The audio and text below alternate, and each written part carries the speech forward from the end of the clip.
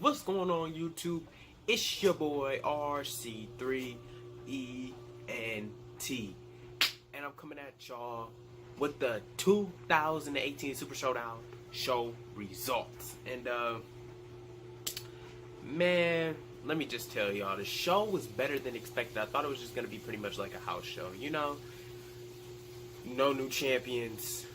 Everybody retains. Everybody you expect to win wins. That happened to a certain extent, though. Not everybody I expected to win won. So let's just go ahead and kick it off. I'm not going to go in order because I really don't remember the match order list. But Becky Lynch defeated Charlotte. Well, I'm sorry. Charlotte Flair defeated Becky Lynch by disqualification. Becky was in the figure eight, and Charlotte was getting ready to bridge, and she took the championship and hit her in the side with it and walked out champion. Charlotte attacked her after the match and got beat up. Charlotte pretty much gets beat up by Becky Lynch 24/7. So just stop attacking Becky. But after that match, Paige made a match between those two for SmackDown on Tuesday for the Women's Championship, so we'll see how that goes. But it's probably just going to set up a match between those two at Evolution. I don't see Becky dropping the title on SmackDown, but crazier things have happened.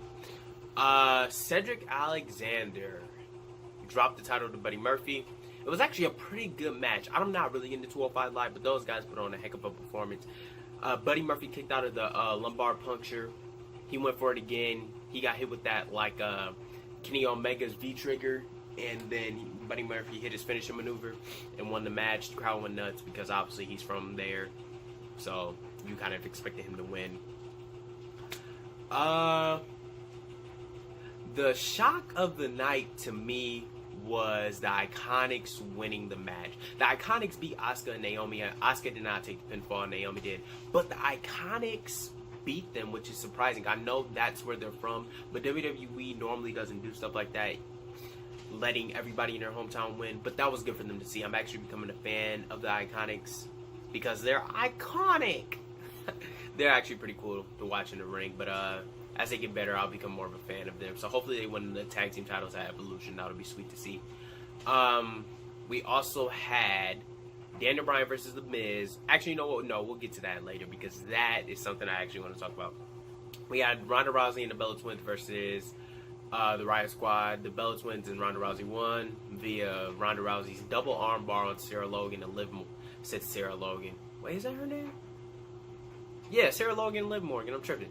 And yeah, she put them in a double armbar, tapped out. That's the game over. But during the match, Nikki Bella and Brie Bella were just tagging each other. I don't know if y'all peeped that, but like for like at least 8 to 9 minutes throughout the match, there was just tags between those two, and Ronda was trying to get tagged in. So they're really setting up the match between Nikki Bella and Ronda Rousey, because after that they played a vignette, not a vignette, but like they just showed like a graphic for Ronda Rousey defending her title at Evolution with a question mark around the lady she was going to defend against. Obviously, it's going to be Nikki Bella. She's going to have to turn on Ronda Rousey on Monday night. But I'm excited to see that. I personally want Nikki Bella to be women's champion because I'm a part of the Bella army. I'm just playing, but I really like Nikki Bella. I loved her reign when she was the Divas champion, so hopefully she can get the championship back. We had the Shield versus the Dogs of War. We had the Shield picking up the win. They started out the match just going in on each other, just hit after hit after hit after hit, just going in. They was going crazy. It was actually a pretty good match for what it could be with the Shield and the Dogs of War. Of course, Dolph Ziggler took the pin. Dolph Ziggler is the weak link of that team. We all know that. Roman Reigns speared Braun Strowman through the barricade, which was crazy because Braun Strowman had just ran him over with that shoulder tackle, and Dean Ambrose was getting beat up outside by him, and he was going to run him through the barricade. And Roman came out of nowhere, just blew right through his chest with that spear. It was crazy. Dean Ambrose picked up the victory with dirty deeds on Dolph Ziggler, and that was pretty much the end of the match. They took the announce table off. I was hoping that they were going to triple powerbomb through it, but they didn't, you know, of course. But we had AJ Styles versus Samoa Joe for the WWE Championship. That boy Joe just... It's not his time, man. Vince McMahon be wasting talent. There is no point to make Joe look weak in that match, in my opinion, because Samoa Joe is better than that. I understand it's AJ Styles, but if gonna go through all these matches, 3 of them to be exact, and then just have him lose to AJ Styles. I'm cool with it, but just don't use Joe like that. Joe is a main event superstar. He doesn't, no, Joe's better than that. But AJ Styles picked up the victory. Joe locked in the Coquina clutch 3 times, even on a bad knee, because they did a table spot. I don't know if he was legitimately hurt, because after that table spot, but it looked like it's me, but they didn't throw up the double X, so I figured Joe was fine. But yeah, he locked in there 3 times, and AJ didn't tap at all. Like, AJ got out of it every single time. And he wound up tapping out to AJ's calf crusher, which that played into the knee injury through the table. That's why I think Joe was fine, because that's how he lost. Once Joe got hurt, I figured he was going to tap out when he was holding his knee. We had Elias and Kevin Owens versus John Super Cena and the man that's back to dominate, Bobby Lashley. Of course, Cena and Lashley pick up the victory. Nothing really interesting happened here. John Cena hit some type of throat punch like he was Umpaga. I understand. He should have just went off the attitude adjustment, but it was weird. Whatever. I forgot what they called it on the announce team. It's whatever, though. It was kind of a boring match. We had Daniel Bryan versus The Miz. This match was literally 5 minutes. Miz hit the running knee. Daniel Bryan kicked out.